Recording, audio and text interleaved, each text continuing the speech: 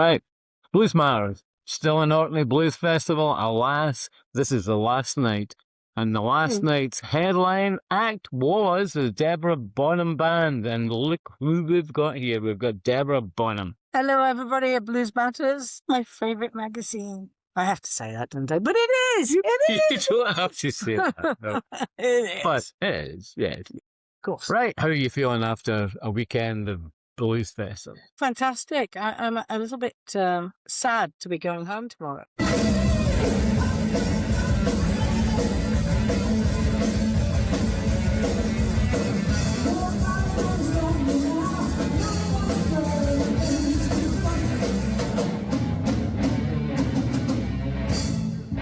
I've just had the most incredible time. I mean, this island is spectacular. The people, I think it's the people that's affected me. I mean, I know I talk about this a bit on stage, but with all that's going on in this world, the people that are here are just about welcoming and love. And it's just been great. They're all here for music, no matter what music it is. They're going to be here, and they've just been so welcoming. Yeah, it's been wonderful. Yeah, I mean, talk about connection. I mean, you're entertaining, you've got the crowd. Talk about that. What? Well, about how you read a room. You sort of know that people are up for it. Yeah. And they are just, I mean, it's just been an utter privilege. I can't tell you. And before I came, I had read this book, The Italian Chapel, that is a book by Philip Paris, who lives in Scotland. I believe he's Scottish. Yeah. He's written this incredible book. I knew I was coming to Orkney, so I thought I'd read it, and it affected me. And what it affected me was that even back then, during the Second World War, the people of Orkney took in the Italian prisoners of war that were the enemy at the time. Yeah. And they treated them with respect and they welcomed them into their community. And then the Italian chapel was built. And they were, I mean, I'm not saying they didn't have hardship, the Italians, of course they did. But I went to see it yesterday. Yeah. And that meant the world to me. I felt like I just knew everybody and I was part of it. And yeah, it's been amazing. It's an incredible island. It's an incredible place. I've wanted to come for years, actually. But, you never get round to these things. And then I got invited to do the festival. And I went, yes. Oh, absolutely. So you sort of know, going back to the question, is that you sort of know that the people that are there for a reason. They know you, they're with you. And so it just has been glorious. What keeps you motivated to carry on doing what you're... I do ask myself that quite a bit. Getting older. It's just a love of music. It's a love of writing something. See, for me, it's always been that. It's about whatever I've written. Mainly, it's about what I write. Yeah. And then I see someone understand it, like the song Breathe that I've written. It resonates, see it resonate.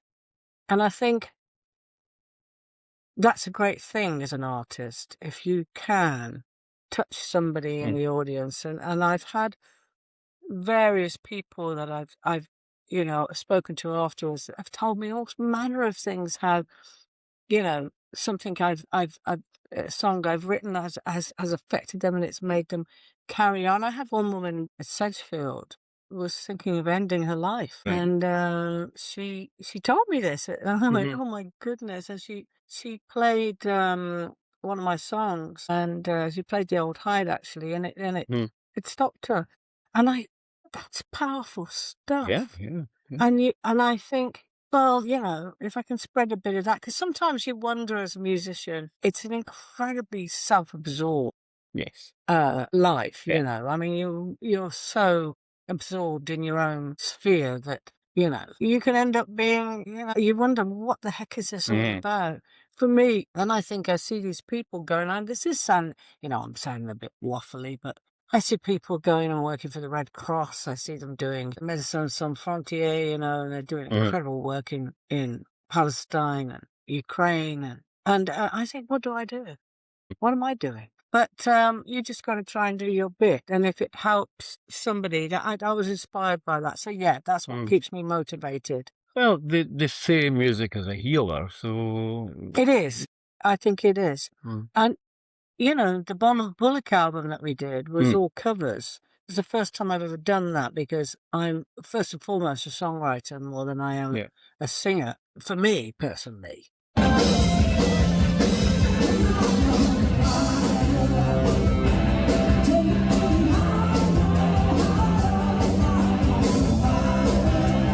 People will say the opposite. They'll say, no, you're not a singer, Deb. But I love songwriting. So that's why I've never conformed to, you know, record companies. I'm like, no, I want to do my own stuff. No, but it's okay, but you need to do this. No, I love songwriting. It's like a form of poetry to me. It's healing. And when I get something and I sing it, it's coming from me. But the covers album, I loved. I picked the covers very, very carefully, very obscure covers by people that I absolutely love. And a guy came up to me tonight and he was almost weeping because I'd played the Mark Lanegan, Bleeding Muddy Water. Yeah. And that was just a song that, you know, I was working with a guy called Gary Nesbitt in America who I absolutely adore. And he was helping us out, trying to manage things for us. And he turned me on to this album that Mark had done, and that was it.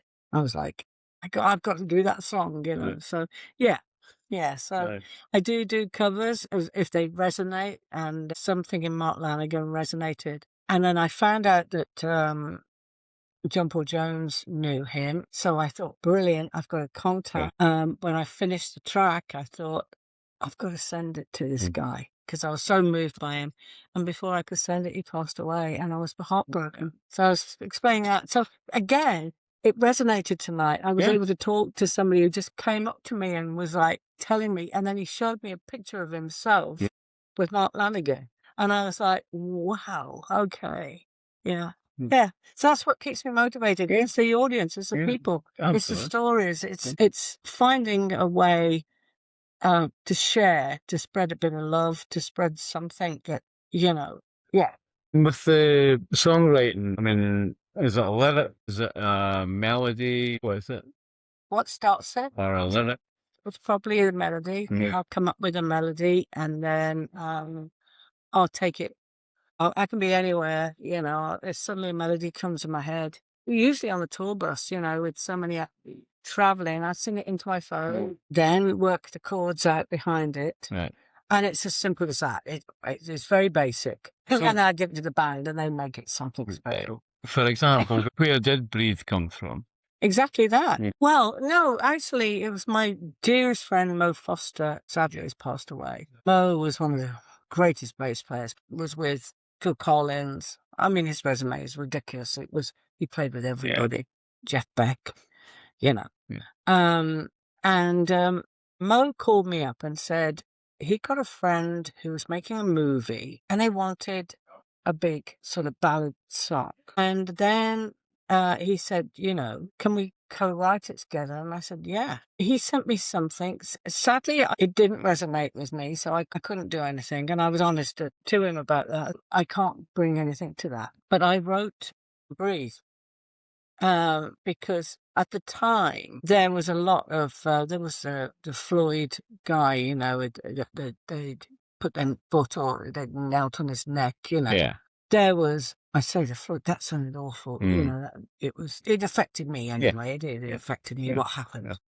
And then more and more stuff of injustice and intolerance and you know, all this divide and hate. And as the time was going on, the more I was just writing this lyric. And also it comes from people, you know, there was this whole trans thing, there was this whole gay thing. I just don't care who and what you are, you know. I don't. The whole religion thing is, oh, for goodness sakes. It's about what your heart is, and that's all that matters. So I wrote that song. And the film never happened, sadly, because I would have loved to have submitted it, but it didn't. And then I thought, well, why don't we do it? Yeah, so that's where blues came from. Where does blues fit in? Blues, for me, is really the bass. You know, if you're thinking about I don't mean the bass as an instrument. It's Yeah. the base of my whole uh my whole being. It's, if you think when a perfume is made, you have the base notes, the middle notes, and the top notes. For me, in my music, the blues is there. It's underneath. It's not on the top note. no. I'm not a blues artist as per se. And that's really, I mean, that's for me is because I've struggled with that because I'm a middle class white girl. Exactly. And I'd rather listen to them do it. Just that, I've put my toe in the water a little bit because I feel I'm a bit more, I'm seasoned. I can probably tap in. I've had life issues. Nothing that is going to be what the blues guys went through. I've never lived in Mississippi. I wasn't a slave. I wasn't in a cotton field. How can I replicate their music? How can I sing their music? So I use it as a feeling. It's just in me, and I use some of the blues melodies, and it's the feeling. They wrote about what they knew, and it's the bass line for me. And also because of growing up with Led Zeppelin, Led Zeppelin did that too. They weren't a blues band, but they used blues to be the underbelly of where they were, really. Let's say lead belly, but it was a belly of some sort. Anyway, so that's where I am at with blues. I love it, but I think it's a genre. I don't want to be out and out going and trying to do that. I take a bit of it, and I take the rock, and I take the soul, and I'm a big tone girl, so soul music, Stax Records, all of that, Sun Records as well, everything that Muscle Shoals. I'm sort of big into all of that, so I take a little bit. I'm a big Little Feat fan, and I'm a country fan as well. So it's a proper, smorgasbord of influences for me. Yes, it's all music at the end of it. Yeah, but it all comes from the blues. That's where the bottom line is. Do you think blues still matters in this day and age? Yes, I do. Very much so. Because it's not just about the music. It's about what happened. Yeah. It's about what the music came from. And we can't ever forget that. And anybody who wants to rewrite that type of history, and they're out there trying to rewrite the history. And, that's, for me, totally unacceptable. I mean, I love writers like Maya Angelou. And she wrote a book, I Know Why the Cage Bird Sings. And it had an unbelievable effect on me, that book. Right. And they're banning it in America, in certain states, Republican states. Not that I want to get into politics at all, but, they're banning that book. You can't change what happened, and it needs talked about. And if anybody wants to start doing that, I think that's grossly wrong, and that's why blues matters. Because blues reminds us of what actually happened and where that music came from. And that's soul. And that's, and the connection for me with Orkney is that the Italian chapel, when the Italians were here, it was about, they were captured. They were locked up. Like, if you go back to the blues guys and the whole, what was going on in America, the built here chapel was them having their freedom for a moment. They were able to create. They were able to do something. And sort of to hide that behind that barbed wire fence, And that's what the blues is. And that's why it matters, because it comes from those guys having, you might be able to put me in a cotton field, I might be a slave, but you'll never take away going on inside of me, and it's going to come out in this music. And that, absolutely. That's why it matters. What's the best advice you've had, career? You must know a lot of people and say, "Oh, Deborah, you shouldn't be doing that." I don't think no, I've never followed advice. My best advice has been myself, just saying, no, I'm going to do what I'm going to do. Oh, people have given me all manner of advice. Yeah.